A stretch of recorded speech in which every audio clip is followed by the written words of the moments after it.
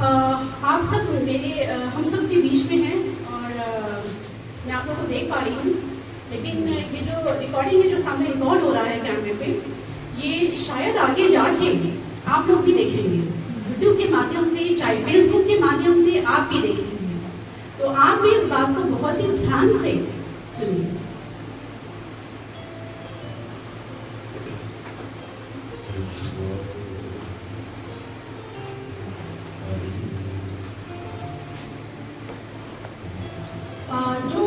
जो वचन परमेश्वर ने दिया है इन बातों को समझने के लिए, वो वचन है रोमियो की पुस्तक अध्याय 11।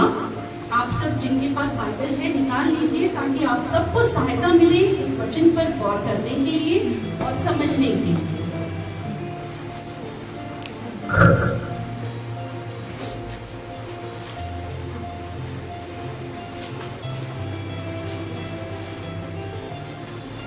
मैं पढ़ देती हूँ आप सबके लिए।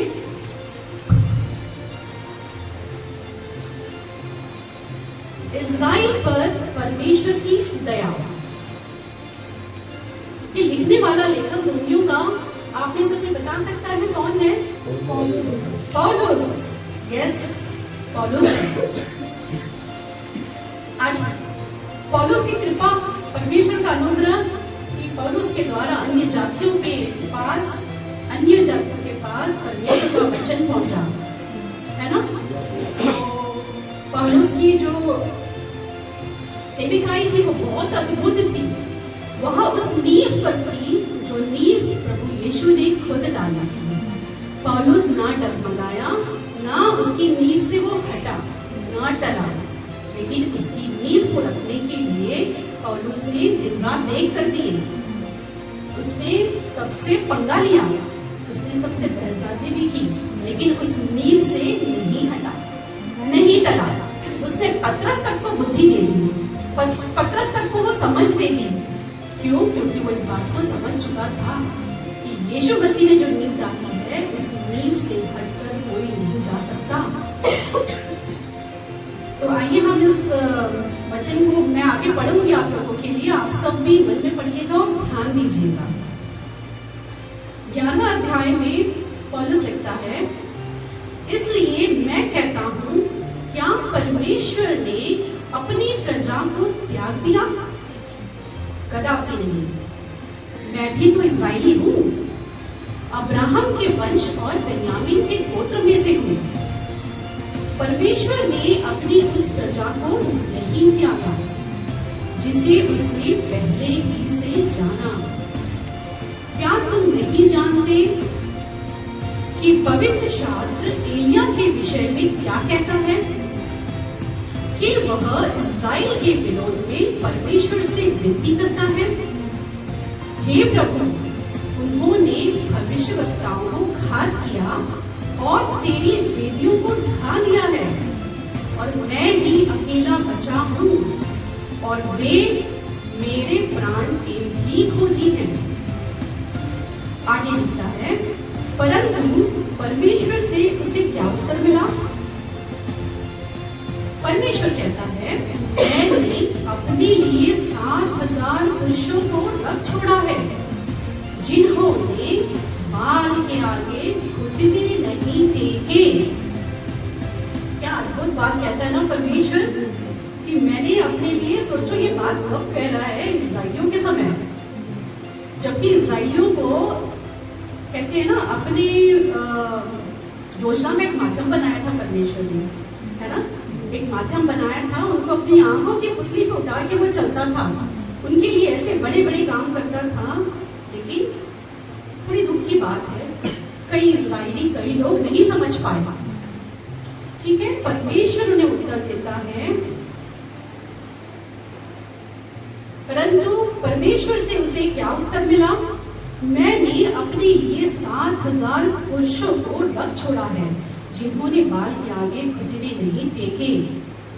ठीक, आगे लिखता है, ठीक इसी रीति से, गौर कीजिएगा आगे जो मैं बोलने जा रही हूँ, ठीक इसी रीति से इस समय भी, इस समय मतलब जैसे उस समय वैसे उस समय भी जब पौलुस कह रहा है तब भी और आज भी, इस समय भी, ये बात इस समय के लिए भी है।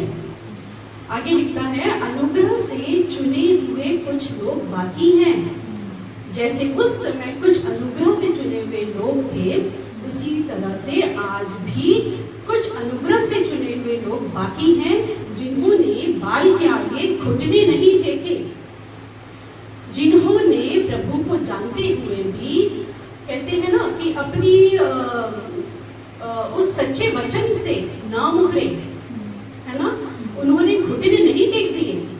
जहां जहां उन्हें गलत लगा, जहां जहां लगा मसीह को कि मसीह भाई बहनों को कि ये गलत है, ये गलत शिक्षा है, मूर्ति पूजा गलत है, व्यभिचार गलत है, और वो नींव से जो नींव पौलुस पतरस ने डाली, जिसका प्रभु यीशु खुद कहते हैं ना, वो नींव प्रभु यीशु की थी, है ना, वे उस नींव से न टले न हटे, है ना, उन्होंने घुटने नहीं टेके।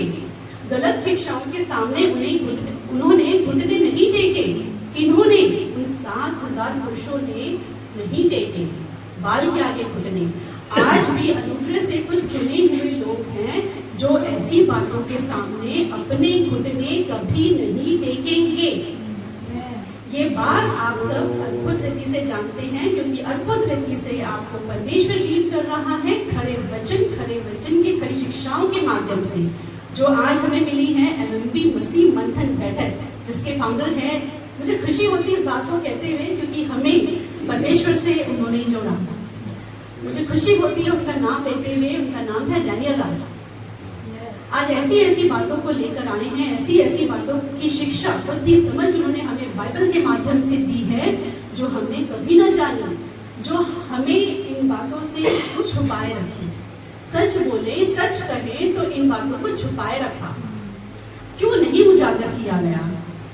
आज जब हम इन बातों को समझ पा रहे हैं, पढ़ के समझ पा रहे हैं। एक समय था जब हम पढ़ते थे, नहीं समझते थे। आज छोटे से छोटा, बड़े से बड़ा, बूढ़े से बूढ़ा, छोटा बच्चा तक समझ पा रहा है।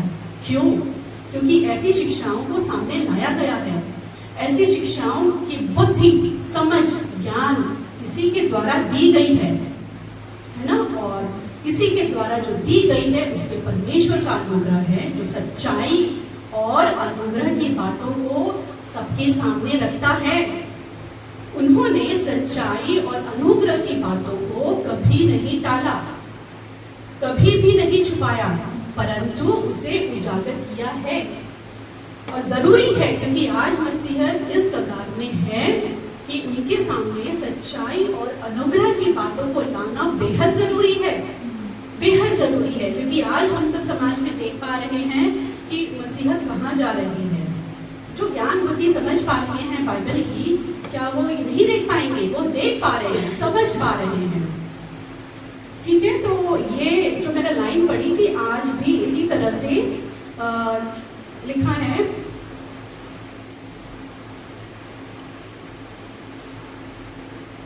ठीक इसी रीति से इस समय भी अनुग्रह से चुने हुए कुछ लोग बाकी हैं। तो ये बात पक्का हो जाती है, जो मैंने अभी आप सबके सामने कही, ये बात पक्का हो जाती है कि आज भी वो अनुग्रह से चुने हुए लोग हैं जो सच्चाई को नहीं छुपाते हैं, है ना, परंतु उस गलत के सामने, उस गलत शिक्षा के सामने, उस गलत काम के सामने उसको उजागर करते हैं। तो आज भी ये अनुग्रह से चुने हुए लोग हैं।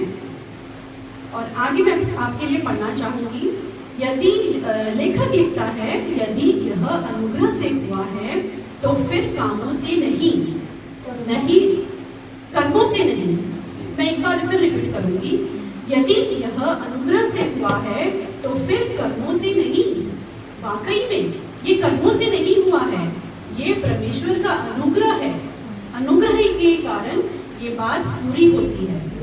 ठीक है, और आगे लिखता है, नहीं तो अनुग्रह फिर अनुग्रह नहीं रहा। सही बात है, अगर ये कर्मों के कारण होता तो अनुग्रह के कारण नहीं, लेकिन जब ही ये अनुग्रह के कारण हुआ है तो कर्मों से नहीं तो अनुग्रह नहीं रहा, है ना। परमेश्वर तब भी अनुग्रह के द्वारा काम करता था, आज भी अनुग्रह के द्वारा वो काम करता है। ठीक है, तो आगे मैं पढ़ूंगी। 7 में लिखता है, इसलिए परिणाम क्या हुआ? यह कि इजराइली जिसकी खोज में थे वह उनको नहीं मिला। परंतु चुने हुओं को मिला और शेष लोग कठोर किए गए।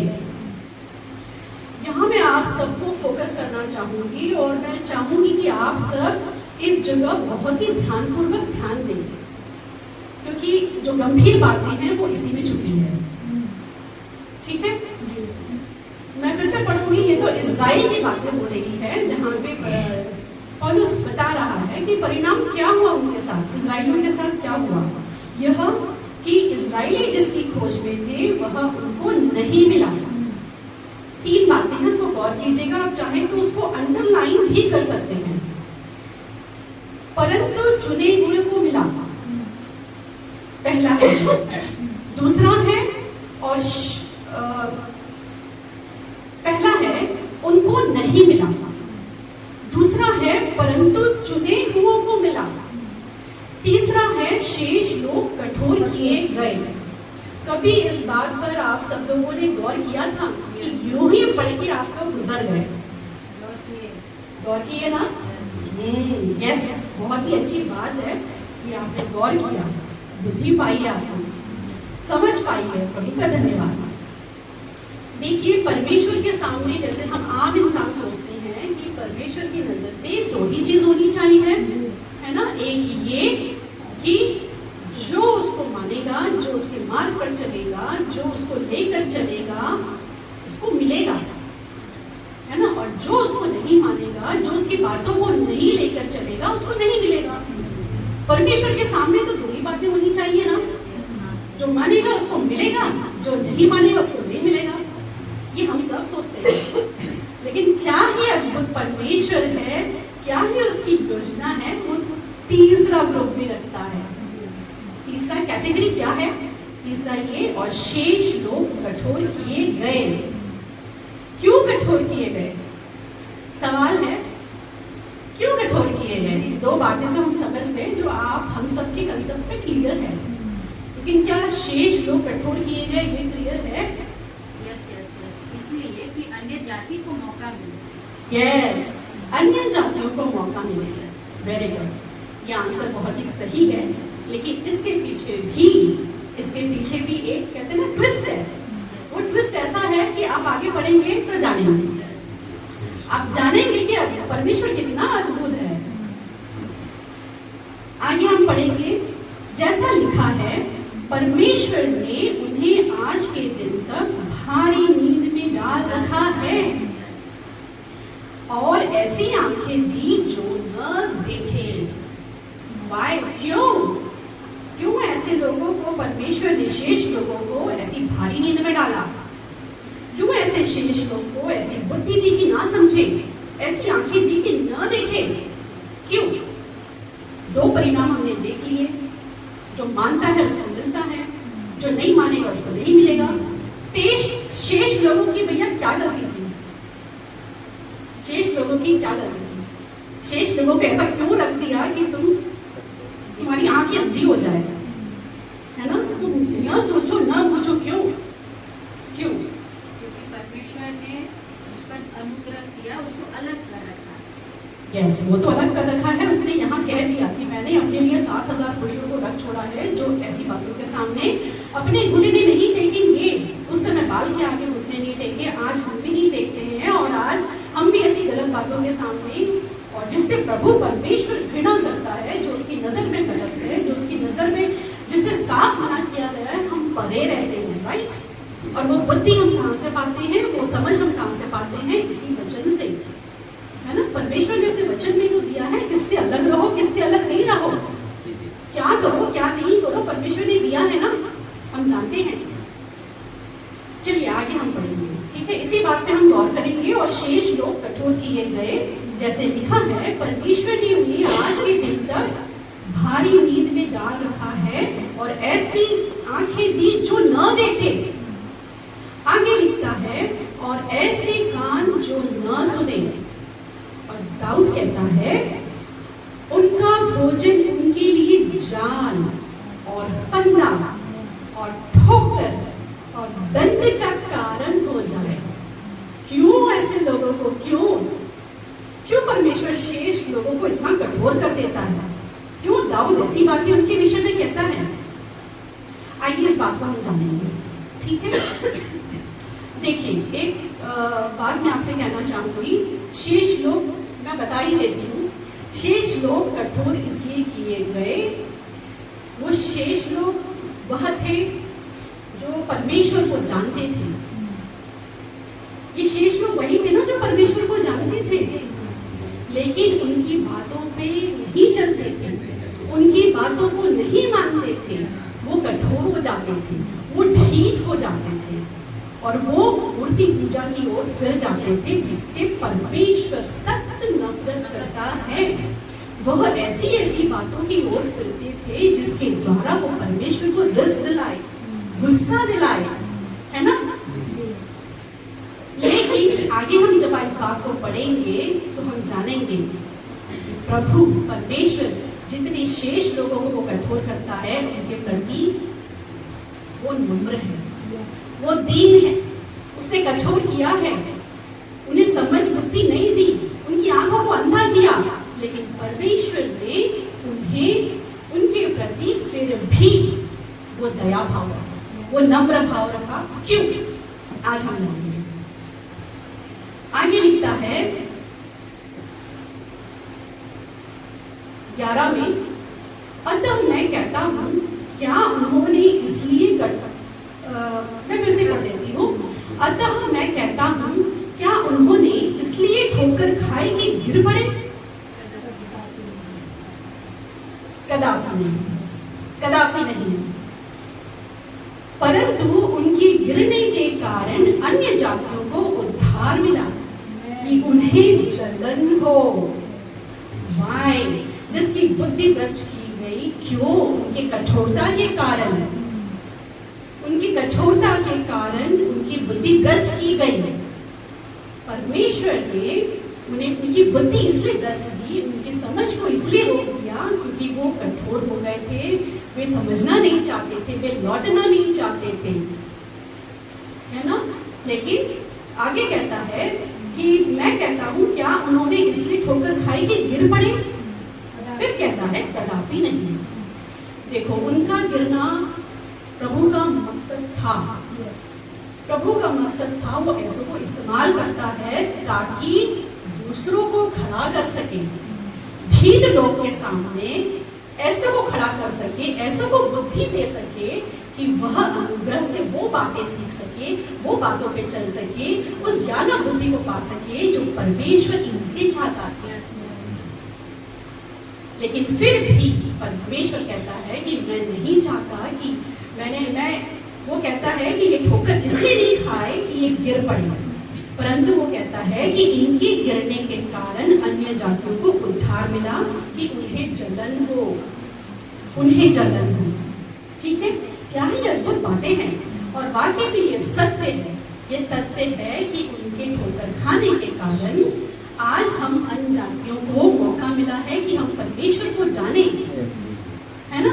आज उनके द्वारा ही हमें ये अनुग्रह मिला है कि हम उसकी बातों को समझें और उस पर चलें और उसको पकड़ के रखें, है ना।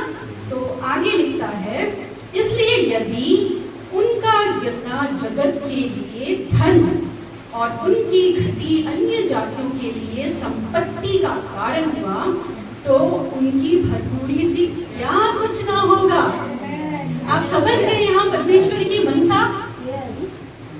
उनका गिरना तुम्हारे लिए उद्धार का कारण था, उनकी घटी तुम्हारे लिए जीवन का कारण था, है ना। तो इसलिए आज जब उनके गिरने से तुम्हें बुद्धि मिली है, तुम्हें समझ मिली है, तुम्हें ज्ञान मिला है परमेश्वर की बातों को सीखने का, जानने का और उसे खराई से लेकर चलने का, तो आपकी क्या रिस्पॉन्सिबिलिटी है, आपकी क्या रिस्पॉन्सिबिलिटी है। आगे लिखता है, अन्य जातियों के लिए उनका गिरना जगत के लिए धन और उनकी घटी अन्य जातियों के लिए संपत्ति का कारण हुआ, तो उनकी भरपूरी से क्या कुछ ना होगा। परमेश्वर चाहता है कि आज मैंने इन्हें गिराया है, आज मैंने इनकी आंखों को अंधा किया है, तो परमेश्वर चाहता है आज जिसमें बुद्धि दे रहा हूँ, जिसे समझ दे रहा हूँ, जिनको मैं इनके विरुद्ध में खड़ा कर रहा हूँ, आज ये बुद्धि और समझ दें कि इनके द्वारा, जिनकी गिरने से ये समझ और बुद्धि पाए, आज इनके द्वारा, इनकी सच्चाई के द्वारा, इनके सच्चे खरे वचन के द्वारा, प्रचार के द्वारा, उन सच्ची बातों के द्वारा जो परमेश्वर ने सिखाई है, आज किसी तरह से इन्हें रिस दिलाकर, किसी तरह से इन्हें बुद्धि दिलाकर, किसी तरह से वो समझ दिलाकर, वो सच्चाई और वो ज्ञान दिलाकर इन्हें उस चीज से बाहर ले आए। इनके लिए उद्धार का कारण आप बने, आप बने, क्योंकि ये ढीठ हो गए थे, ये ढीठ हो गए थे। परमेश्वर जान गया था अगर मुझे खड़ा करना है मैं इन्हीं को गिराऊंगा, लेकिन इसलिए नहीं, आपको इसलिए नहीं उठाया कि आप खुद अपनी उन्नति करो, आप खुद अपनी उन्नति करो, इसलिए आपको ज्ञान बुद्धि समझ नहीं दी। आपको इसलिए इनको गिरा के नहीं उठाया कि आप खाली अपनी उन्नति के लिए आप आगे बढ़ो, आप मसीह में सिर्फ अपनी उन्नति के लिए आगे बढ़ो, इसलिए आपको नहीं उठाया। परंतु वो लिखता है कि किसी तरह से इनमें जलन दिलाकर मैं इनको वापस ले आऊं, क्योंकि इन्हें गिराया गया है आपके लिए, आप सबके लिए, आपके लिए जो देख रहे हैं आज, आपके लिए। अगर आपने वो खरी शिक्षा पाई है, वो बुद्धि, वो समझ, वो ज्ञान पाई है बाइबल से, वचन से, तो आप सब शांत ना रहें। आज जिनको गिराया गया है, जिन्हें कठोर किया गया है ना, आज वो समाज में हम सबके सामने हैं, हम सबके सामने हैं। आपकी बुद्धि खुली है, आपका ज्ञान खुला है, आपकी समझ खुली है मसीह में, तो आप उस ज्ञान को बांटो, अपने तक न रखो और ऐसे को उठाओ जिनकी बुद्धि भ्रष्ट की गई, इनके कठोरता के कारण, इनके संसारिक नेचर के कारण। आज ये पवित्र बाइबल शास्त्र को हाथ में लेके घूमते हैं, लेकिन जीवन क्या है? सांसारिक है। परमेश्वर यहाँ कितनी अच्छी तरह से सिखाना चाहता है कि आज इन्हें गिराकर, यहूदियों को गिराकर अन्य जातियों को मौका दिया है ना। आज के समय में अगर हम देखें तो जितने भी आज बुद्धि भ्रष्ट किए गए हुए लोग हैं, जो गलत शिक्षाओं के कारण जिनकी बुद्धि भ्रष्ट कर दी गई है, जिन्हें अपने लालच के कारण, जिन्होंने अपनी मनसा के कारण ऐसी खरी बातों को, ऐसी खरी शिक्षा को, ऐसी बातों को नहीं रखा जो बाइबल में दी गई है, ऐसी चेतावनियों को नहीं रखा, ऐसी सच्ची बातों को नहीं रखा। मैं चाहती हूँ कि जो सच्चाई जान गए हैं, आप और आप जो यहाँ देख रहे हैं, आप सब इन बातों को उजागर करें, आप सब इन बातों को समझें, सिखाएं, ताकि जिनके गिरने के कारण आपको समझ, बुद्धि और उसका रिश्ता, उसके साथ जो रिश्ता है वो मिला, उसको व्यर्थ में ना जाने दें। आज उन्हें उठाओ जिन्हें गिराकर तुम्हें उठाया गया है। सच है बात ये, सच्चाई कभी नहीं डरती, सच्चाई कभी नहीं छुपती। ये बात सच है, कड़वी लगती है, लेकिन बात सच है। सच्चाई में ही ताकत है, सच्चाई में ही ताकत है। सच्चे वचन का खुलासा करो, उस चेतावनियों का खुलासा करो, उस कॉन्टेक्स्ट का खुलासा करो जो परमेश्वर ने दी है, वो समझ बुद्धि का खुलासा करो जो परमेश्वर ने दी है, जैसा लिखा है। उस नींव का खुलासा करो जो नींव पतरस पौलुस ने डाली। आज बाहर संसार में लोगों ने पौलुस, पतरस और यीशु की नींव को तोड़ दी है, लेकिन पौलुस जैसे लोग नहीं डगमगाए, अटल रहे, और उन्होंने अपने विश्वास की चर्चा और अपने काम की चर्चा हमें पवित्र शास्त्र वचन के द्वारा हमें दी कि आज के लोग बुद्धि और समझ पाए, ज्ञान पाए। आगे बढ़ना चाहूंगी।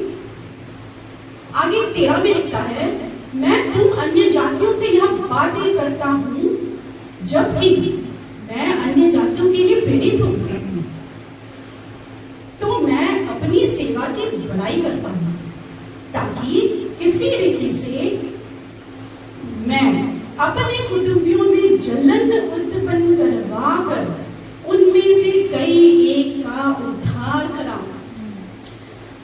सच है ना बात जो मैंने इससे पहले कही? सच है ना ये बात? पौलुस खुद पुख्ता कर देता है अपनी इस मनसा को, इस बात को पौलुस खुद पुख्ता कर देता है। वो कहता है कि मैं अन्य जातियों का प्रेरित हूँ। आज हम अन्य जातियों के पास अगर प्रभु का वचन पहुंचा है तो पौलुस, पतरस की मेहनत और उनकी कहते हैं ना अटलता, लड़ाई नहीं, वो टिके रहे, आज उनकी वजह से हमारे पास ये पहुंचा है। वह कहता है जबकि मैं अन्य जातियों का प्रेरित हूँ तो मैं अपनी सेवकाई की बड़ाई करता हूँ। और वाकई में बड़ाई के योग्य है पौलुस। हम तक नहीं पहुँचता इतनी आसानी से ये वचन, नहीं पहुँचता ये खरा वचन। बिगाड़ने वाले बहुत हैं लेकिन खरा वचन हम तक पहुँचा है ना, पहुँचा है ना। यस, वो कहता है कि किसी रीति से मैं अपने कुटुंबियों में जलन उत्पन्न करवाकर उनमें कई एक का उद्धार कराऊं। क्यों चाहता है ऐसा कुटुंबियों में? कुटुंबियों के गिरने के कारण तो हमको आज मिला है जिन्होंने, ठीक है ना। और वो कहता है आज हमें भी जिनको मिला है हमें उन्हें उठाना है।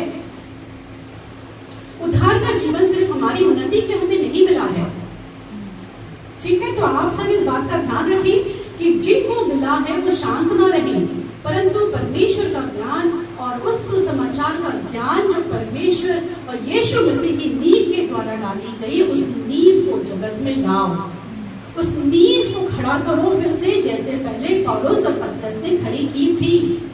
वो नींव आज गिर चुकी है, गिर चुकी है। बहुत ही कम और चुने हुए चंद लोग हैं। दिखता है ना परमेश्वर की आज भी अनुग्रह से चुने हुए थोड़े लोग बाकी हैं। वही चंद लोग हैं जिन्हें ये ज्ञान, ये बुद्धि, ये समझ दी गई है। चाहे छोटा हो, चाहे बड़ा हो, चाहे बूढ़ा हो, अगर उन्हें ये ज्ञान मिला है, ये समझ मिली है, ये बुद्धि मिली है, तो ये परमेश्वर का अनुग्रह है। क्योंकि कई बड़ों ने इनकी नींव बिगाड़ दी है। आज छोटों को नींव दी गई है, आज छोटों को वो समझ, वो बुद्धि दी गई है। तो आप सब शांत न बैठे और परमेश्वर के वचन को खराई से सामने लाने का प्रयास करें, बिल्कुल प्रयास करें। और सच्चाई छुपती नहीं, आप सब जानते हैं सच्चाई कभी नहीं छुपती, उसमें ताकत है। और सबसे बड़ी बात तो परमेश्वर का हाथ, परमेश्वर का भुजबल उनके साथ है। क्यों डरना फिर? आगे बढ़ेंगे हम। क्योंकि जब उनका त्याग दिया जाना जगत के मिलाप का कारण हुआ, तो क्या उनका ग्रहण किया जाना मरे हुओं में से जी उठने के बराबर न होगा? क्या बात कहता है? क्या हम उनको छोड़ के पीछे चले? जिन्हें गिराया गया, जिन्हें कठोर किया गया, हमको दिया गया, हम छोड़ के चले? हम इतनी आसानी से छोड़ दें ना? क्योंकि परमेश्वर की मनसा कभी ना थी, कभी ना थी। कहता है आगे 16 में, जब भेंट का पहला पेड़ा पवित्र ठहरा तो पूरा गूंथा हुआ आटा भी पवित्र है, और जब जड़ पवित्र ठहरी तो डालियां भी ऐसी ही है।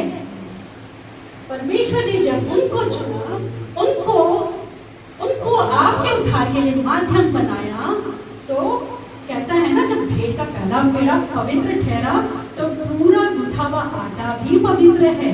उनको तुच्छ न जाना, न घमंड करो कि उनके गिरने से हमें मिला, जाने दो, न सोचो ऐसे, न सोचो, क्योंकि उनके गिराए जाने से आज तुम्हें मिला है।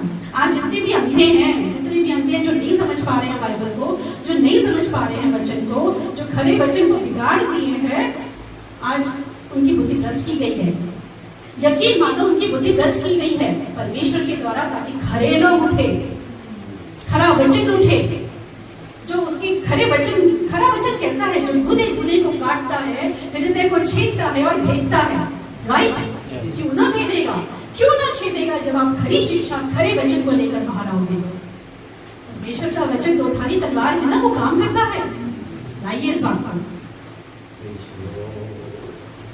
आगे लिखता है 17 में, जब यदि कुछ डालियां तोड़ दी गई और तू जंगली जैतून होकर उसमें साटा गया और जैतून की जड़ की चिकनाई का भागी हुआ, तो डालियों पर घमंड न करना।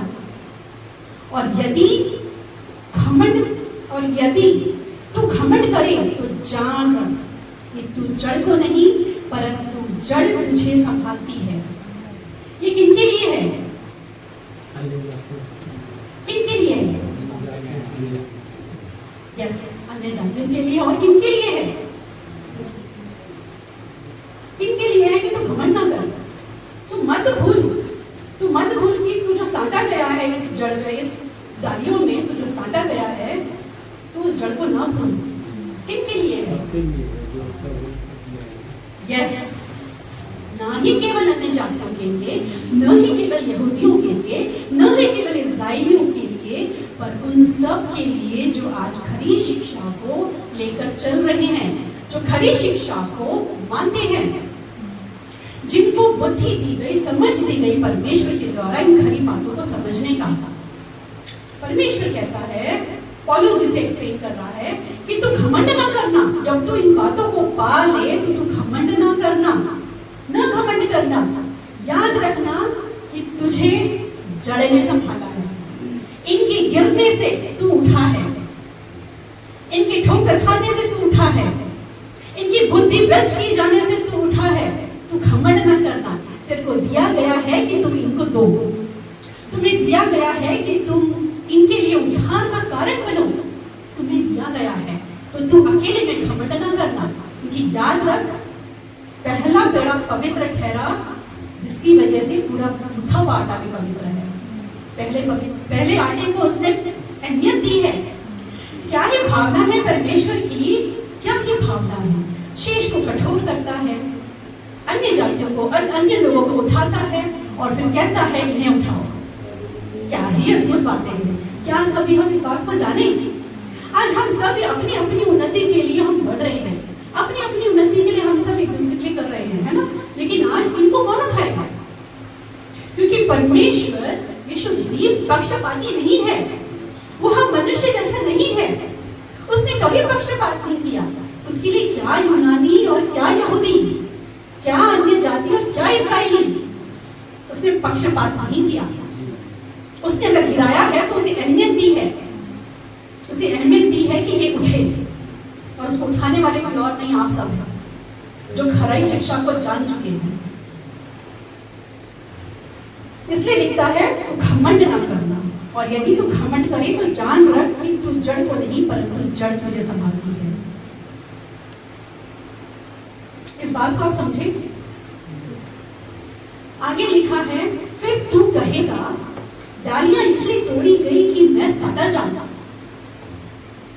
ठीक है, वे तो अविश्वास के कारण हुई, अविश्वास के कारण तोड़ी गई, परंतु तू विश्वास से बना रहे, इसलिए अभिमानी न हो। देखो कितना अद्भुत परमेश्वर है। वो जो खड़ा होता है, जिसको बुद्धि दी गई, जिसको समझ दी गई, जिसको अनुग्रह से उठाया गया, इन्हें गिरा के, वह उसको चेतावनी भी देता है कि तू घमंड ना कर, तू घमंड ना कर, और यह ना कहे कि डालियां तो इसलिए तोड़ी गई कि मैं साटा जाऊंगा। No never. डालियां इसलिए तोड़ी गई, दिखता है कि डालियां इसलिए तोड़ी गई उनके अविश्वास के कारण, उनके अविश्वास के कारण। लेकिन एक नम्र, एक वो भाव रखता है परमेश्वर कि उनके अविश्वास के कारण वे गिराई जरूर गई हैं, उनके अविश्वास के कारण वो कठोर जरूर की गई हैं तुमको उठाने के लिए, लेकिन इनको न छोड़, इनको न छोड़। इनको वो बुद्धि दे जो मैंने तुझे दी, इनको वो समझ दे जो मैंने दी, इनको वो खरी शिक्षा दे जो मैंने दी। उस खरी शिक्षा को समझा, सिखा, बता जो मैंने तुझे दी, और इन्हें इनकी स्थिति से उठा। वो इनके लिए नम्र हृदय रखता है, अब भी रखता है। इसलिए आगे कहता है, परंतु तू विश्वास से बना रहे।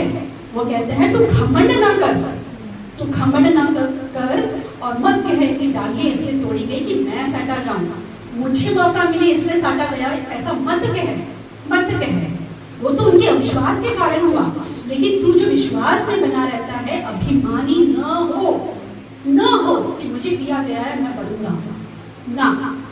आज सामने गौर करो और सबके लिए सुसमाचार, खरा सुसमाचार लाओ, वो सच्चाई लाओ। और कहता है परंतु भय मान। वो कहता है तू अभिमानी ना हो, वो कहता है तू घमंड ना कर, तू भय मान। परमेश्वर ऐसी चेतावनी ऐसे को क्यों दे रहा है? जिनको गिरा के तुम्हें उठाया, बुद्धि पाए, समझ पाए, बल पाए, वो ऐसे को क्यों चेतावनी दे रहा है? ऐसी बातें क्यों कह रहा है कि तू अभिमानी ना हो, तू घमंड ना कर, और तू भय मान। क्यों कह रहा है? ऐसों को जब उसने अनुग्रह को दिया, अनुग्रह से दिया, अपने अनुग्रह से दिया, तो ऐसों को क्यों ऐसी बातें कह रहा है कि तू अभिमानी ना हो, तू घमंड ना कर, इनको हमको सबको चेतावनी देता है, क्योंकि सबसे ज्यादा परखे हम जाएंगे जिनको दे दिया गया है, राइट? इसलिए उनको चेतावनी देता है, उनको सावधान करता है, उनको कहता है कि तू घमंड ना कर, तू, वो कहता है तू भय मान, भय भी मान, क्योंकि जब परमेश्वर ने स्वाभाविक डालियों को न छोड़ा तो तुझे भी ना छोड़ेगा। क्या ही अद्भुत बात है, वो तुम्हें भी ना छोड़ेगा, ना छोड़ेगा। इसलिए सावधान रहो। आज जितनी भी खरी शिक्षा पाए हैं, जिन्होंने बुद्धि, बल, समझ, अनुग्रह से उसकी पाई है, परमेश्वर की आंखें हैं, वह देखता है, तुमको कौड़ी दिए हैं, परमेश्वर ने तुमको अपना वचन का कौड़ी दिया है, तुम कितनों की आत्माएं जीतते हो, तुम कितनों को बचाते हो, कितनों को बचाते हो, क्योंकि परमेश्वर पक्षपाती नहीं है। परमेश्वर ने किसी का पक्षपात नहीं किया, उसने सब पर अपनी अनुग्रह किया है, लेकिन अपनी बातों को रखने के लिए, अपनी समझ बुद्धि की बातों को सिखाने के लिए और नियम से चलाने के लिए वो अपनी ऐसी बातों का इस्तेमाल करता है, ऐसी बातों को हम लोगों में रखता है। आगे हम पढ़ेंगे, क्योंकि जब परमेश्वर ने स्वाभाविक डालियों को न छोड़ा तो तुझे भी ना छोड़ेगा। इसलिए परमेश्वर की कृपा और कड़ाई को देख। यहां भी चेतावनी देता है, वो कहता है इसलिए परमेश्वर की कृपा और कड़ाई को देख। क्यों ना हम कृपा को देखें?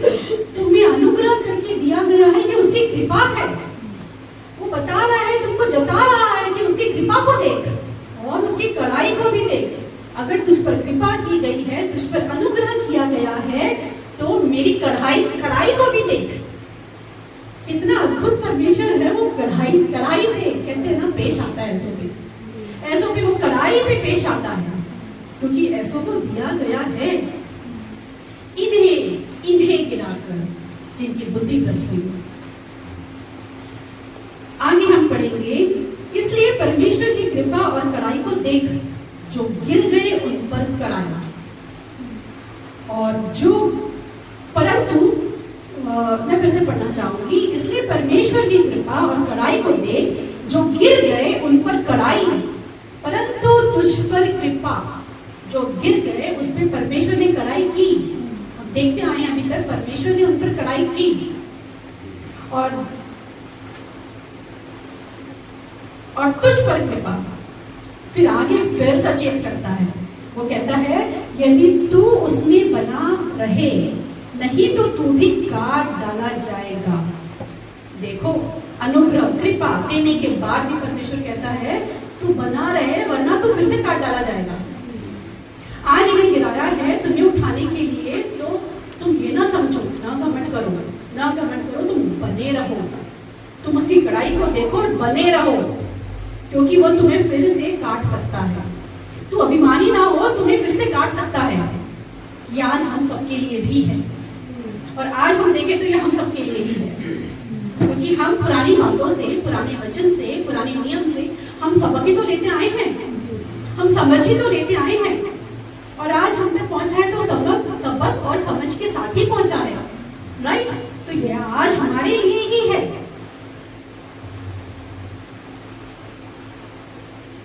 लिखता है, वे भी यदि अविश्वास में न रहे तो माफी चाहूंगी, मैं फिर से पढ़ती हूँ, जो गिर गए उन पर कड़ाई, परंतु तुझ पर कृपा, यदि तो उनमें बना रहे, नहीं तो तू भी काट डाला जाएगा। आगे लिखता है, वे भी यदि अविश्वास में न रहे तो साटे जाएंगे, क्योंकि परमेश्वर उन्हें फिर से साट सकता है। किन की बात हो रही है यहाँ पे? किन की बात हो रही है? मैं आज की बात कर रही हूँ। किन की बात हो रही है यहाँ पे? मैं शायद इजराइली से बात करते करते मैं आज के दिन तक आ गई। आप लोगों को एक्सप्लेन करते हुए, समझाते हुए मैं आज के दिन तक आ गई। वो बात को समझाते हुए मैं आज के दिन तक आपके पास आ गई हूँ। अब बताइए, ये जो लाइन लिखी है, वे भी यदि अविश्वास में न रहे तो साटे जाएंगे, क्योंकि परमेश्वर उन्हें फिर साट सकता सकता है। ये किनकी बात हो रही है? जो आज के दिन तक कठोर हैं, यस, कठोर हैं, वो साटे Yes. जा सकते हैं। यस, जिन्हें दिया गया है उन्हें चेतावनी के साथ परमेश्वर ने यहाँ पे आप लोगों को बताया, जो मैंने आप लोगों को एक्सप्लेन की। लेकिन जो मैंने कहा था कि परमेश्वर जिन्हें गिरा रहा है, जिन्हें कठोर कर रहा है, क्या उनके पीछे एक नम्र हृदय है उनका? क्या क्षमा भाव है उनके प्रति? अब भी ये बात यहाँ पता कर देती है जब वो लिखता है वे भी कौन जिन्हें गिराया गया था, जिन्हें कठोर किया गया था, वे भी अगर अविश्वास में न रहे तो साटे जाएंगे, क्योंकि परमेश्वर उन्हें फिर से साट सकता है। उन्हें परमेश्वर फिर से मौका दे सकता है। अगर उनके पास खरा वचन, खरी बाती, सच्चाई, परमेश्वर का वचन पहुंचता है तो वो फिर से साटे जा सकते हैं, क्योंकि परमेश्वर उन्हें मौका दे रहा है। किनके माध्यम से मौका दे रहा है? जिन्हें गिरा कर उठाया गया उनके माध्यम से वो आज मौका दे रहा है, क्योंकि सच्चाई इनके पास आई, खराई इनके पास आई। अगर आज बुद्धि पाई है तुमने तो उठ कर आओ। आज भी वो मनसा रखता है परमेश्वर तुम्हें उठाने की, तुम्हें माफ करने की और तुम्हें फिर से उसी डाली में फिर से साधने की। आज ये उनकी बात कर रहा है। अभी समझ गए? देखिए आगे हमारे लिए लिखा है, क्योंकि यदि तू उस जैतून से जो स्वभाव से जंगली है, काटा गया और स्वभाव के विरुद्ध, किसके स्वभाव के विरुद्ध अच्छे जैतून में साटा गया, तो ये जो स्वाभाविक डालियां हैं अपने ही जैतून में क्यों ना साटे जाएंगी? यह आज उनके लिए कह रहा है। क्या कह रहा है? आप कुछ समझ पा रहे हैं? ये बातें किनके लिए कही गई है? जिन्हें गिराकर तुम्हें दिया गया, जिन्हें कठोर करके तुम्हें दिया गया है ना, अगर आज ये लौट कर आएंगी, आज ये समझ बुद्धि पाएंगी, तो क्यों ना इन्हें मौका दिया जाएगा।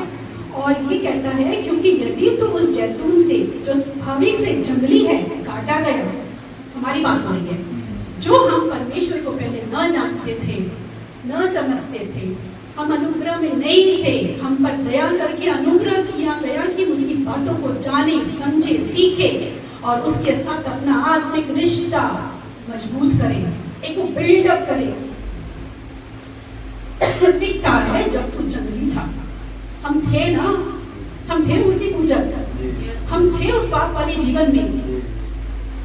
जब हम, क्योंकि यदि तो उस जैतून से जो स्वभाव से जंगली है काटा गया, तुमको काट के, और स्वभाव के विरुद्ध, हम अपने स्वभाव के विरुद्ध, हम उस समय कैसे स्वभाव में थे आप सब जानते हैं, हमारे स्वभाव के विरुद्ध अच्छे जैतून में साटा गया, अर्थात यीशु मसीह के वचन में, प्रभु के अनुग्रह में, यीशु मसीह को स्वीकार करने के बाद, यीशु मसीह पर स्वीकार करने के द्वारा, उसको स्वीकार करने के द्वारा, उस पर विश्वास के द्वारा हम एक अच्छी जैतून में साटे गए। हम जंगली थे पहले, हम अविश्वासी थे पहले, लेकिन हम फिर भी हम साटे गए किसमें? अच्छी जैतून में। अच्छी जैतून में वो जड़ जो परमेश्वर है, जो उसकी बातें हैं, जो उसका राज्य है, जो उसकी खोज है। हम ऐसे जैतून में हम साटे गए जो हम जंगली थे। वो कहता है जब तू जंगली जैतून होके तू साटा गया अच्छी इसमें, तो जो ये जो स्वाभाविक डालियां हैं जो परमेश्वर को पहले से ही जानती थी, भटक गई थी ना, भटक गई थी। खरा वचन, खरा विचार नहीं था, सच्चाई नहीं थी, भटक गई थी। परमेश्वर को जानती थी, हम नहीं जानते थे, ये जानते थे, लेकिन फिर भी कठोर कर किए गए। क्यों? क्योंकि तुम्हें मिले, तुम्हें भी मिले और तुम्हारे द्वारा इन्हें भी मिले।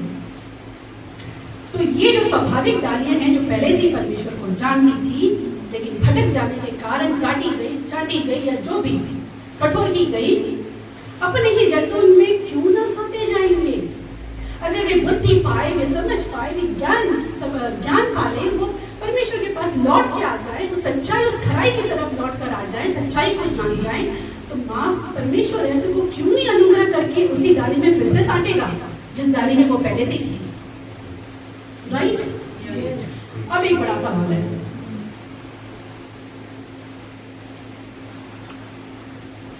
एक बड़ा सवाल है, आप मेरे ख्याल से बहुत आसानी से, अब यहाँ तक बताने के बाद आप सब बहुत आसानी से इसका उत्तर दे सकते हैं। वो सवाल ये है कि परमेश्वर किन्हें कठोर करता है, किन्हें कठोर करेगा? परमेश्वर ने कहा ना शेष लोग कठोर किए गए, वो कठोर किनको करेगा? आज किनको करेगा कठोर? वही जो परमेश्वर के वचन नहीं मानेंगे। यस, बहुत ही हद तक सही है आप लोग। जो परमेश्वर को नहीं मानेंगे बहुत हद तक सही है, ठीक है। परमेश्वर को जानकर सुस्त जीवन जी रहे हैं। यस, आज परमेश्वर, क्या ये अद्भुत परमेश्वर है। परमेश्वर ऐसे कोई कठोर करेगा जो परमेश्वर को जानता है पर वो सुस्त है। हाँ, यस, परमेश्वर ऐसों को भी कठोर करेगा जो परमेश्वर को जानता है लेकिन उसके मार्ग पर नहीं चलता। वो उसे जानता है लेकिन उसके वचन पे नहीं चलता, उसके वचन को ग्रहण नहीं करता, उसने उसके वचन को महत्व नहीं दिया, संसारिक हो गया। मुख से तो उसका नाम लेता है लेकिन काम उसके से नहीं, मुख से तो नाम लेता है लेकिन मार्ग उसके से नहीं। क्या ही अद्भुत परमेश्वर है, वो ऐसों को ही कठोर करेगा। यस, ऐसों को ही कठोर करेगा जो परमेश्वर को जानता हो लेकिन चलता ना हो। आइए हम देखेंगे आगे 25 अध्याय में लिखता है, हे भाइयों, कहीं ऐसा ना हो कि तुम अपने आप को बुद्धिमान समझ लो, इसलिए मैं नहीं चाहता कि तुम इस भेद से अनजान रहो कि जब तक अन्य जातियां पूरी रीति से प्रवेश न कर ले तब तक इस्राएल का एक भाग ऐसे ही कठोर रहेगा। 3 बातें आप लोगों को मैं बता दूं जो कि मुझे बहुत ही शुरुआती में बतानी चाहिए थी, लेकिन जबकि मैंने इस वचन को पढ़ा तो मुझे जरूरी लगा जो मुझे पहले बताना था वो मैं अब बता रही हूँ, लेकिन इस वचन को आपको समझने में हेल्प करेगा। मैं बता देती हूँ कि इज़राइल जो शब्द है वो हम अगर बाइबल में पढ़ते हैं तो वो किन के लिए इस्तेमाल किया गया है। आप में से पूछते हैं, कोई उत्तर दे सकता है? इज़राइल कह के किन के बारे में बात की गई है? इज़राइल के नाम से किन के बारे में, किन को संबोधित करते हुए बात की गई है? उद्धार पाए हुए लोग, इसके राज्य में चुन लिए गए। यस, 1 2 कोई बताएगा? बहुत आसान है, आप लोगों ने पुराना नियम पढ़ा है तो बता सकते हैं।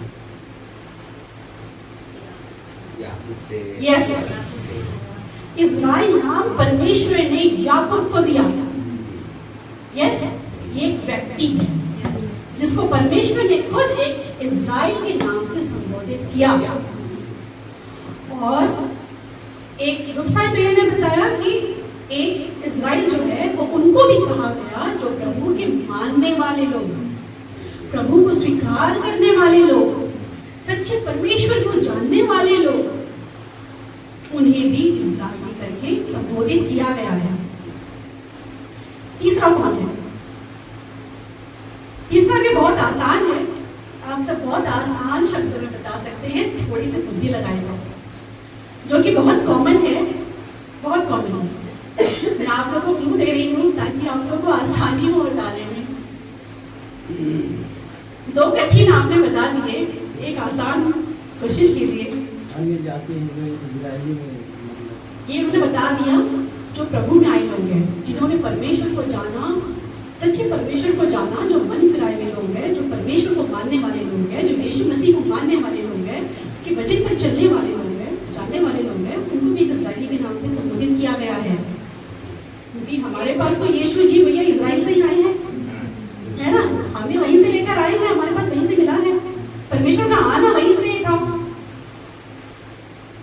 एक इज़राइली वो है जो अंत के समय में कठोर किए जाएंगे, जो मूसा और एलिया मतलब जब आएंगे उस समय उन लोगों को मौका मिलेगा।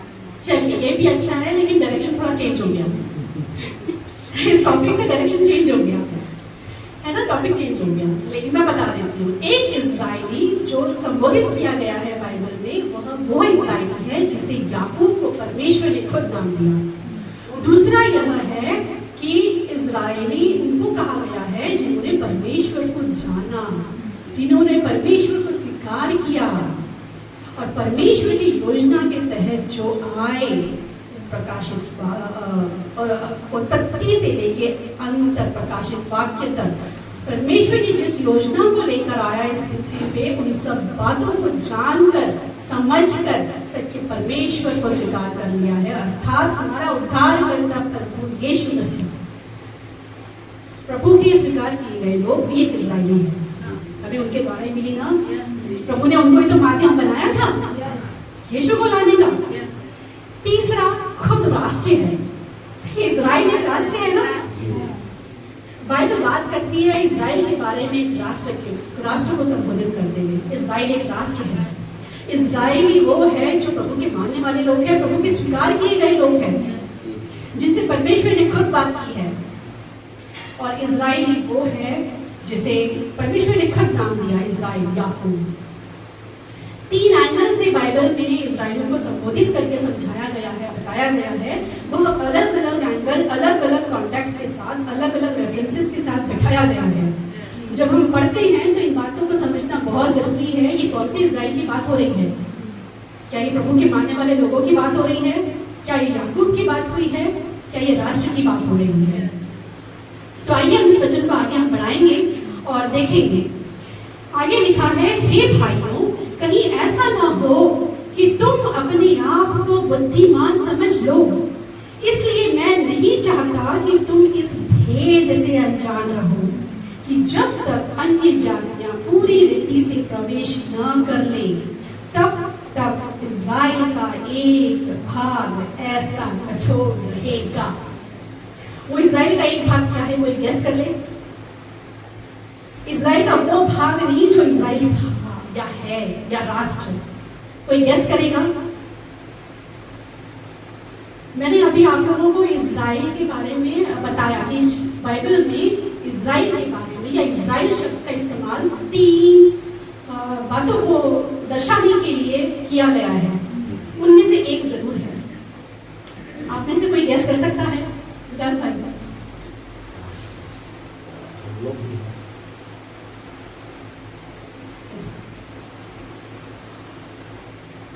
देखिए, इस बात को मैं समझाने की कोशिश करूंगी। मैं नहीं जानती कितने हद तक समझा पाऊंगी, लेकिन आप सब शायद उसी रिदम, उसी कहते हैं ना, उसी धुन में है तो समझ जाएंगे। वो कड़ी परमेश्वर जोड़ देगा। लिखा है, हे भाइयों, कहीं ऐसा ना हो कि तुम अपने आप को बुद्धिमान समझ लो, इसलिए मैं नहीं चाहता कि तुम इस भेद से अनजान रहो कि जब तक अन्य जातियां पूरी रीति से प्रवेश न कर ले, तब तक इजराइल का एक भाग ऐसा ही कठोर रहेगा। ये बातें क्यों लिखता है? कभी इस बात को समझ पाए हैं? लेखक इस बात को क्यों लिखता है? क्या लिखता है? जब तक अन्य जातियां पूरी रीति से प्रवेश न कर ले। अन्य जातियां कौन? अन्य जाति जो इनका सुसमाचार में देखिए, आज भी सुसमाचार फैलना बाकी है। हम भी अन्य जाति थे, हम तक पहुंच गया, लेकिन क्या आप अनुभव करते हैं अब भी ऐसे अन्य जातियां हैं? अन्य जातियों से मतलब है अविश्वासी भी। अन्य जातियों से मतलब है वो इजराइली भी, वो यहूदी भी जिन्होंने यीशु मसीह को स्वीकार नहीं किया। अन्य जातियों से मतलब है वो सभी जन जहां तक वचन नहीं पहुंचा है। इसका मतलब यह है कि इसलिए मैं नहीं चाहता कि तुम इस भेद से अनजान रहो कि जब तक सुसमाचार अन्य जातियां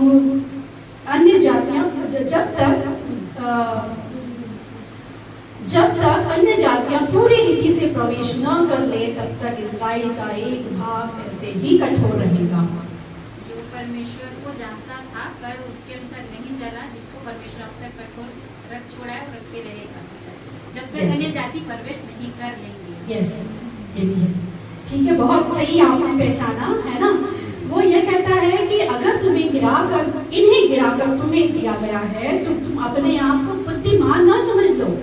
देखो, यहाँ पौलुस और बार हमको सतर्क करता है कि तुम न समझ लो कि मैं बुद्धिमान हूँ, मुझे मिल गया।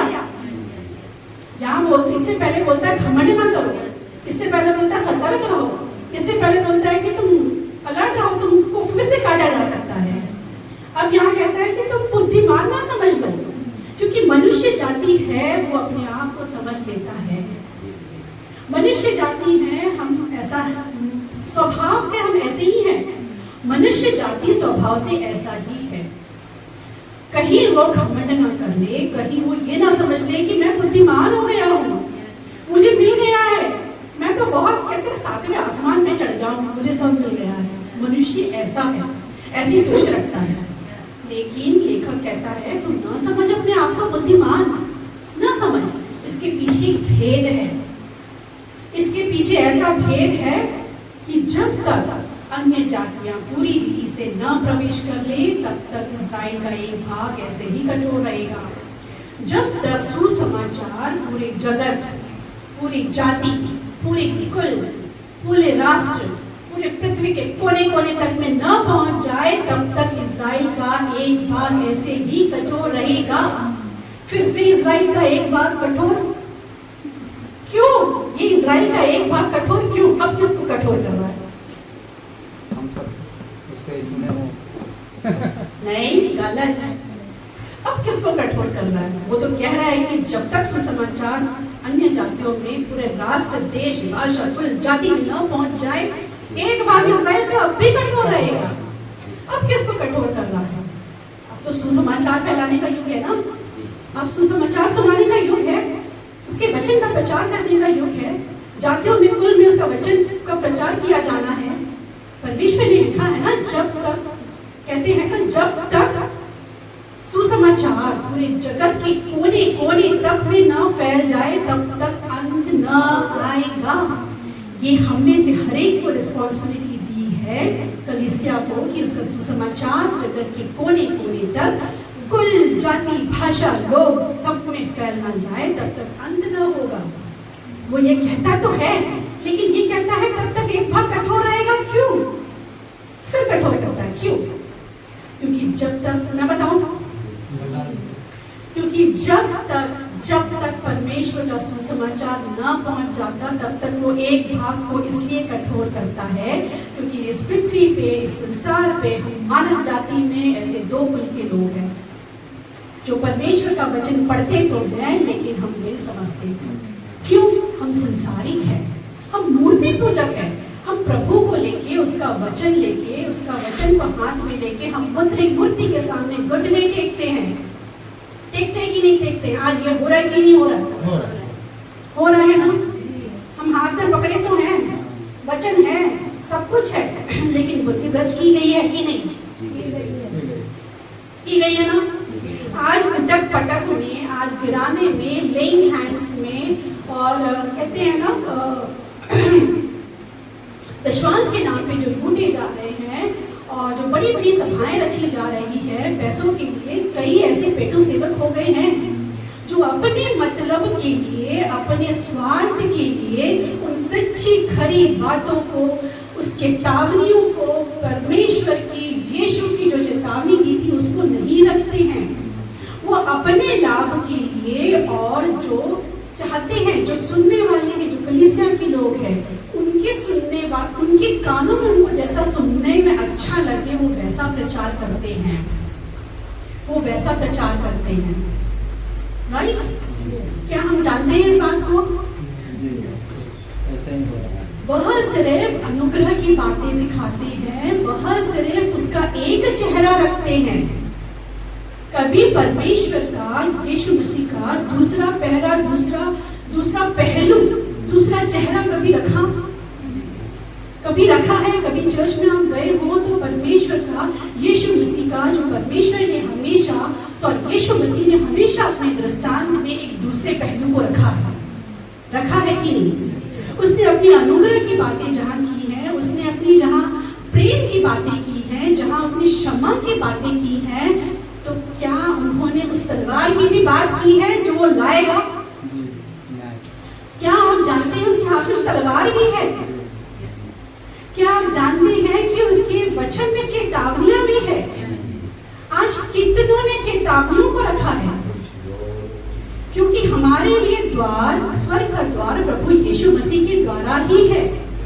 हम बिना प्रभु यीशु के हम स्वर्ग तक नहीं पहुंच सकते, वो खुद उसका दरवाजा है। अगर हम उसी की बातों को सच्चाई से नहीं रखेंगे, उसके दोनों पहलुओं को न समझाएंगे, उसकी दोनों कहते हैं ना, दोनों चेहरों को नहीं रखेंगे कि जहां परमेश्वर प्रेमी है, जहां क्षमा करने वाला है, वहां वो क्रोध करने वाला भी है, वहां वो कठोर करने वाला भी है, वहां वो तुम्हारी बुद्धि को भ्रष्ट करने वाला भी है, वो तलवार भी है, वो तुम्हें नाश कर सकता है। किसने इस बात को, इस चेतावनी को रखा? किसी ने रखा? नहीं रखा। तो ये जो एक भाग कठोर रहेगा वो यही है, यही लोग है, यही लोग है। इन्हीं को कठोर कर करके उसकी खराई, उसकी सच्चाई, उसकी खरी बातें, उसका खरा वचन जगत के कोने कोने तक में पहुंचेगा। इजराइल का एक भाग इसलिए कठोर रहेगा, यहाँ पे इजराइलियों की बात, प्रभु के मानने वाले लोगों की बात हो रही है। एक्सक्यूज मी, प्रभु को स्वीकार किए लोगों की बात हो रही है। वो इन्हीं तरह से, इसी तरह से कठोर कर करके तुम्हें अपनी बातों को वो जगत के कोने तक पहुंचाएगा, क्योंकि ताकत उसमें नहीं जो बातों को छुपाते हैं, ताकत उसमें नहीं जो उसकी सच्चाई को नहीं रखते, ताकत उसमें है जो उसकी सच्चाई को रहते हैं, उसके दोनों पहलुओं को रखते हैं, उसके खरे वचन को रखते हैं। सच्चाई ये है, और सच्चाई में ही ताकत है, सच्चाई में ही ताकत है। अब आप समझ गए क्यों इजराइल का एक भाग कठोर रहेगा, जब तक जगत के कोने तक सुसमाचार न फैल जाए, जब तक अन्य जातियों में न फैल जाए। क्या ये बात समझ पाए? क्या कभी इस वचन से हमने समझने की कोशिश की थी कि यह कहता है? प्रभु की बुद्धि समझ क्या ही अगम है जो ऐसी बातों को सिखाता है। धन्यवाद है जी परमेश्वर के कि आपके कान सुनने के लिए उन्होंने तैयार किए हैं, उन्होंने आपके हृदय को तैयार किया है। आगे हम पढ़ते हैं, इसी रीति से सारा इस्राएल उद्धार पाएगा, जैसा लिखा है, छुड़ाने वाला सियोन से आएगा और अभक्ति को याकूब से दूर करेगा, और उनके में सब आना, और उनके साथ मेरी यही वाचा होगी, जबकि मैं उनके पापों को दूर कर दूंगा। यह वाचा क्या है? यह वाचा किस संबंध में है? कोई बता सकता है? ये लाइन आप फिर से एक बार पढ़कर इसको समझने की कोशिश कर सकते हैं। लिखा है, और इस रीति से सारा इस्राएल उद्धार पाएगा, जैसा लिखा है, छुड़ाने वाला सियोन से आएगा और अभक्ति को याकूब से दूर करेगा, और उनके साथ मेरी यही वाचा होगी, जबकि मैं उनके पापों को दूर कर दूंगा। कि किस संबंध में बात हो रही है? क्या आप में से कोई गेस कर पाएगा? रश्मि दीदी, जो एक भाग किए हुए बचे हुए हैं, उन्हीं में से जिनको प्रभु लास्ट टाइम बचाने आया, महाकलेश के बाद इस्राएलियों के बीच में जो लोग रहेंगे, जो प्रकाशित वाक्य में जिक्र किया गया है। देखिए, ये बात तो प्रकाशित वाक्य की नहीं हो रही है, ये रोमियो की बात हो रही है ना? रोमियो के अध्याय में बात हो रही है, और कह रहा है पौलुस खुद, यहाँ उसने प्रकाशित की कोई भी बात का जिक्र नहीं किया है। देखो, जैसे समझ बुद्धि परमेश्वर ने मुझे दी इस वचन को समझने के लिए, मैं कोशिश करूंगी आप सबको समझाना चाहूंगी।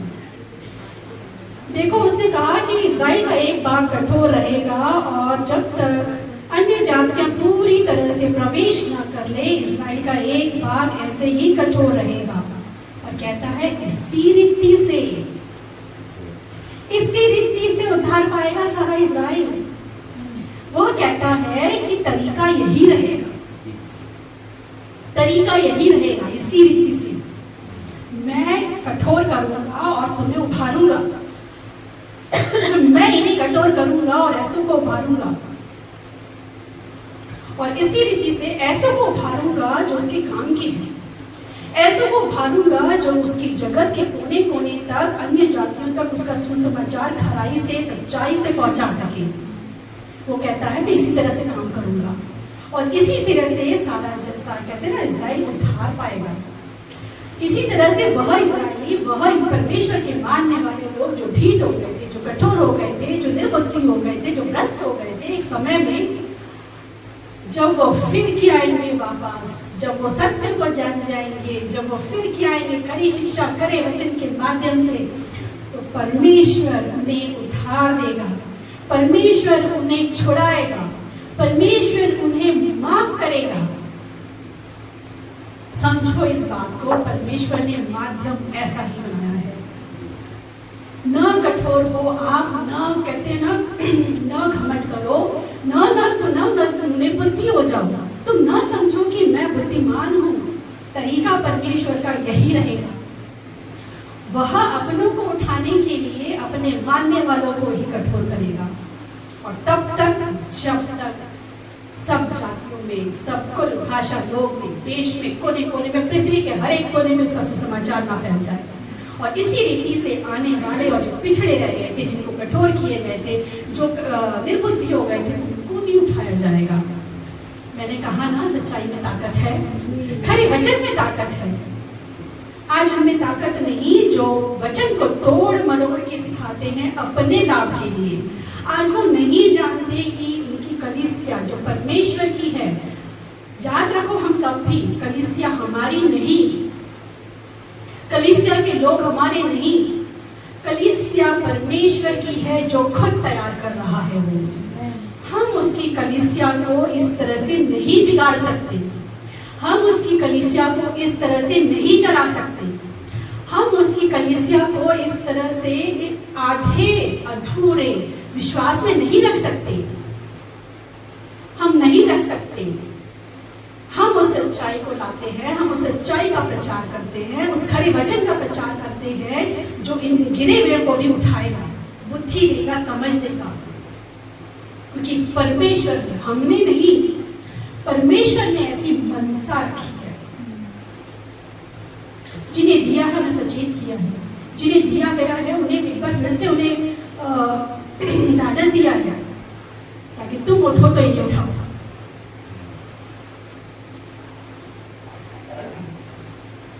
आगे लिखता है, सुसमाचार के भाव से तो तुम्हारे लिए वे परमेश्वर के बैरी हैं, परंतु चुन लिए जाने के भाव से बाप दादों के कारण प्यारे हैं।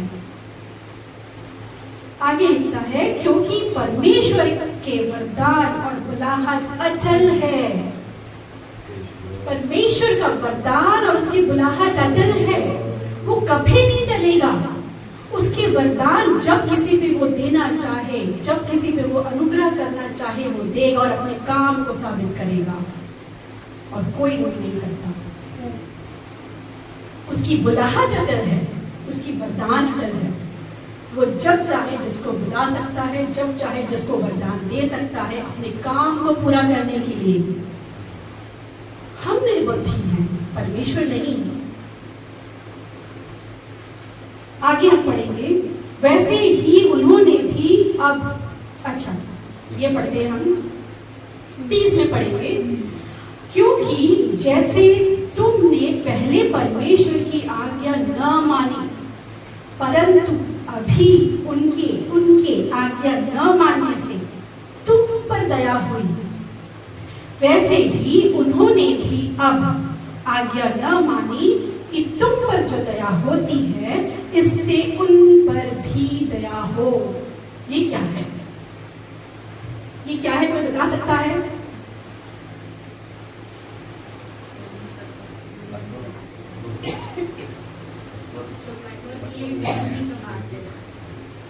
यस, ये आप और हमारी बात बोल रहे हैं।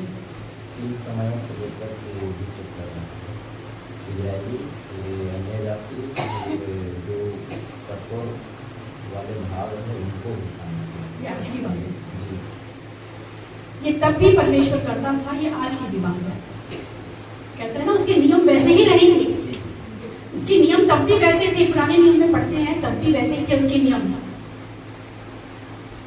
अपने चुने हुए लोगों को खड़ा करने के लिए अपना भुजबल, अपनी ताकत, अपना सामर्थ्य दिखाने के लिए उनके जो परमेश्वर को जानते हैं उन्हीं को कठोर करता था। उसका तरीका तब भी वही था, उसका तरीका अब भी यही है। लिखा है क्योंकि जैसे तुमने पहले परमेश्वर की आज्ञा न मानी। हम किसकी बात करते आ रहे हैं? जो पहले परमेश्वर को नहीं जानते थे, अन्य जाति, उनके गिराए जाने से तुमको मौका मिला। हम पहले नहीं जानते थे, है ना? लिखा है क्योंकि जैसे तुमने पहले परमेश्वर की आज्ञा न मानी। कौन? तुम, हम सब। जैसे हमने पहले परमेश्वर की आज्ञा नहीं मानी, हम थे ना, हम आज्ञाकारी नहीं थे, हम भी ऐसे लेके घूमते थे, लेकिन क्या परमेश्वर, उसका वचन हमारे अंदर था? हम पाप में थे, हम संसार में थे, हम बुराई में थे, हम व्यभिचार में थे। मुख से तो नाम लेते थे लेकिन नहीं था उसका मार्ग, उसका वचन हमारे जीवन में नहीं था, नहीं कार्य करता था। क्यों? हम भी बुद्धि किए गए थे। इसलिए कहता है क्योंकि जैसे तुमने पहले परमेश्वर की आज्ञा न मानी, परंतु अभी उनके न आज्ञा मानने से तुम पर दया हुई है। किनके? जैसे हम पहले नहीं जानते थे, हम आज्ञाकारी नहीं थे, वैसे ही हम पर दया की गई। क्यों? कैसे? आज उनकी आज्ञा न मानने पर हम पर दया हुई है। किनके? आज हम पर अनुग्रह, आज हम पर सच्चाई, आज हम सच्चाई से वचन को क्यों सीख पा रहे हैं? आज हम क्यों जान पा रहे हैं? आज हम क्यों देख पा रहे हैं सच्चाई को? आज क्यों गलत बातों को भी देख पा रहे हैं? क्योंकि आज कोई तो आज्ञाकारी नहीं है, कोई तो ऐसा है जो आज्ञा को फॉलो नहीं कर रहा है, इसीलिए वो फॉलो नहीं कर रहा है। लिखा है क्योंकि जैसे तुमने पहले परमेश्वर की आज्ञा न मानी, परंतु अभी उनकी आज्ञा न मानने से तुम पर अनुग्रह हुआ। हम पर अनुग्रह हुआ है कि नहीं? हुआ है। हम भी पहले वही थे ना। आज उनको क्यों साफ देख पा रहे हैं? क्योंकि परमेश्वर का अनुग्रह हो गया और हम सच्चाई को जान गए और हम उस सच्चाई से वाकिफ हो गए और हम उन लोगों को देख पा रहे हैं जो अभी आज्ञा नहीं मान रहे हैं। राइट? लिखा है क्योंकि जैसे तुमने पहले परमेश्वर की आज्ञा न मानी, परंतु अभी उनकी आज्ञा न मानने से तुम पर दया हुई। हम पर दया ऐसी नहीं हुई है, ये परमेश्वर का अनुग्रह है कि उसने अपनी सच्चाई को हम पर प्रकट की, अपनी सच्ची बातों को प्रकट की जो आज संसार नहीं दिखा रहा है, जो आज के प्रचारक नहीं दिखा रहे हैं पूरी रीति से। हम पे क्यों प्रकट की? क्योंकि आज कुछ बाहर सही नहीं है, क्योंकि आज कुछ बाहर गड़बड़ हो गई है, क्योंकि आज कुछ बाहर गलत हो गया है, इसलिए दिखा, इसलिए हम पर दया हुई। इसलिए उस दया को मैं कहती हूँ व्यर्थ में न जाने दें।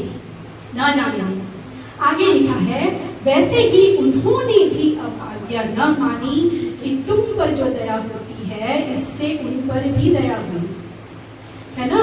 जैसे अब वो आज्ञा नहीं मानते हैं, है ना, और उनकी आज्ञा न मानने के कारण तुम पर दया हुई है, तो तुम जो तुम्हें दिया गया है उसके द्वारा उन पर भी दया की जाए।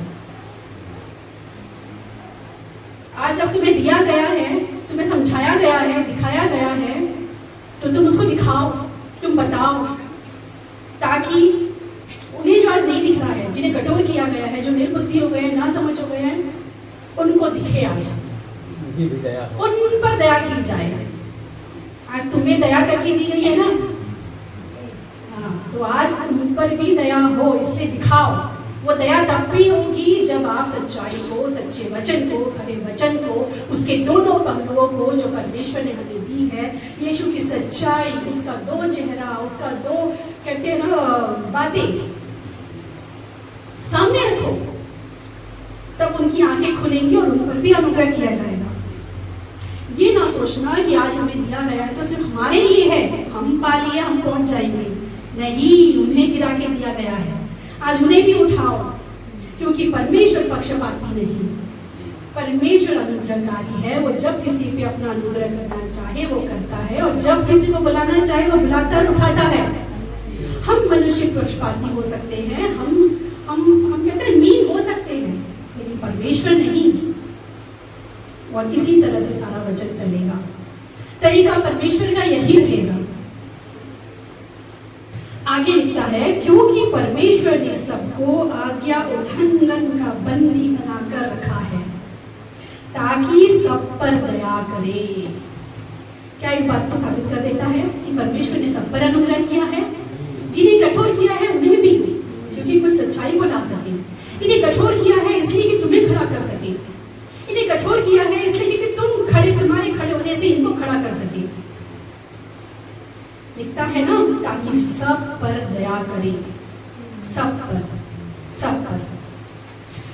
लिखता है, क्योंकि परमेश्वर ने सबको आज्ञा उल्लंघन का बंदी बनाकर रखा है। क्यों? क्योंकि मनुष्य आज्ञाकारी नहीं था और नहीं है, इसलिए परमेश्वर उसको अपने बंधन पर समय समय पर रखता है ताकि अपना सुसमाचार और अपना भुजबल, अपना सामर्थ्य, अपनी कृपा, अपनी अनुग्रह, अपनी सच्चाई सब पर रख सके। उन पर भी जिनको गिराया और उन पर भी जिनको उठाया। तो आज आप सब, हम सब बुद्धिमान ना हो लेना, ना समझ लेना कि हम बुद्धिमान हैं, हमें मिल गया, ना समझ लेना क्योंकि परमेश्वर ने अपनी मनसा रख दी और इस मनसा को मुझे समझाकर आपके द्वारा समझा दी, तो ना समझ लेना। और जिनको मिला है, जिनको दिया गया है, आज बाहर आए। आपको अपने लिए, अपने तक सीमित रखने के लिए नहीं दिया गया है, कभी नहीं दिया गया है। सोचो, सबसे ज्यादा फटकार, सबसे ज्यादा फटके, सबसे ज्यादा परखे तुम ही जाओगे, क्योंकि तुमको सबसे ज्यादा दिया गया है। तुमको सच्चाई दी गई है, तुमको वो मुख दिया गया है जो सच्चाई को सामने रखे। चाहे छोटा हो, चाहे बड़ा हो, चाहे बुजुर्ग हो, चाहे बच्चा हो, सबको दिया गया है। आगे लिखता है, आइए हम परमेश्वर की स्तुति करेंगे उसके वचन के माध्यम से। लिखता है, आहा, परमेश्वर का धन और बुद्धि और ज्ञान क्या ही गंभीर है। क्या हम इस वचन से जान पाए उसकी बुद्धि, उसका ज्ञान क्या ही गंभीर है? यस, वाकई में उसका ज्ञान, उसकी बुद्धि वाकई में गंभीर है। वह इस तरह से अपनी गंभीर बातों को रखता है, हम नहीं जानते थे, लेकिन आज इस वचन के माध्यम से हम समझ पाए हैं कि परमेश्वर कितना गंभीर है और उसकी बुद्धि कैसी है और उसका धन कैसा है, उसके विचार कैसे अथाह और उसके मार्ग कैसे अगम है। प्रभु की बुद्धि को किसने जाना, या उसका मंत्री कौन हुआ, या किसने पहले उसे कुछ दिया जिसका बदला उसे दिया जाए, क्योंकि उसी की ओर से और उसी के द्वारा और उसी के लिए सब कुछ है, और उसकी महिमा युगानुयुग होती रहे। आमीन, आमीन, आमीन।